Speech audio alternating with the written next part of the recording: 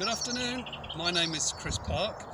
I work for Neem Park Trust as a Project Development Officer, and I'm here today to tell you a little bit about the sand martin box that's on the island on Lynch Lake behind me. A little bit about sand martins first. They are members of the swallow family that are migrants. They come here in the summer, disappear back to Africa in the winter. Most of the time they spend south of the Sahara and then come back north for March and April and start nesting in the UK. All the way, and they nest across the whole of Europe, all the way up to the edge of the Arctic Circle.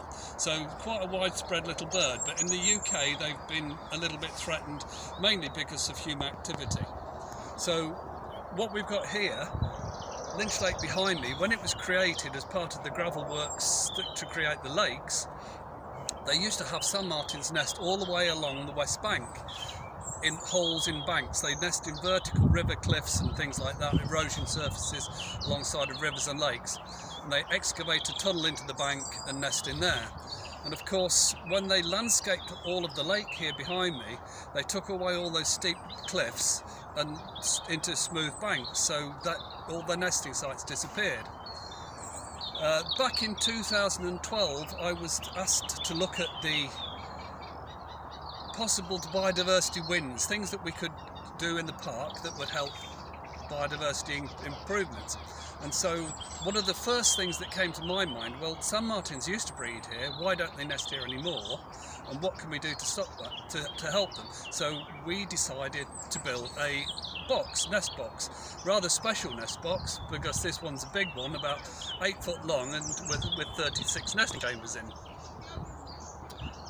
And we put the first box in 2013, and for 2 years it was used, which was a little bit disappointing, but eventually when the birds found it in 2015, there were, out of the 36 nesting chambers, 24 had been used, which was absolutely stunning, so absolutely brilliant success, although it took 2 years. Where do they go in? They're not on there with them.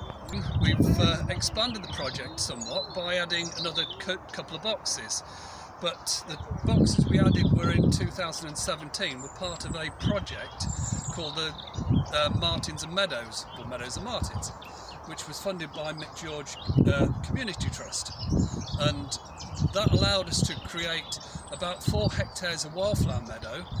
So the wildflowers would increase the amount of insect life, which the birds would then eat. Sand martins feed on the wing, catching aerial insects, flies, bugs, all sorts of things on the wing. So the two projects went hand in hand.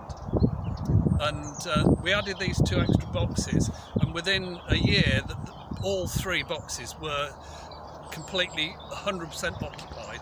Incredible success. So we've now got over 81 pairs of sand martins nesting in the box at the moment, and what do we do now? You know, so it's been incredibly successful. So we have helped other places. We've made boxes, or our volunteers I should say, have made boxes for the Langdyke Trust, and I've also provided plans for several other organisations that have also been able to copy our plans and our designs and install boxes on their sites as well. So the project is expanding.